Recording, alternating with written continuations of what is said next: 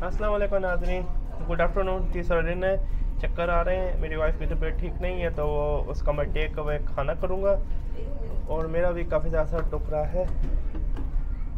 लेकिन उससे पहले मैं ज़रा आपको ऊपर दिखा दूँ। ऊपर मैं डेक पे चलता हूँ। डेक पे तो मैं अपनी वाइफ को अभी तक लेके गया ही नहीं हूँ। मैं आपको दिखा दूँ यहाँ पे कितना खूबसूरत है ये डेक है, आप देख सकते हैं। ये समुंदर है।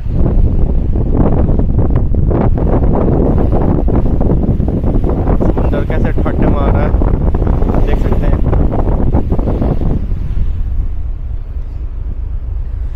तो मैं अभी बस क्या कहते हैं, अभी लंच लूँगा, लेकिन मैंने कहा ज़रा आपको डेक भी दिखा दूँ।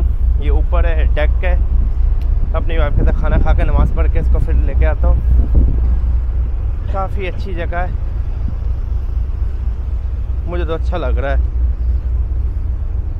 तो काफ़ी अच्छी जगह है।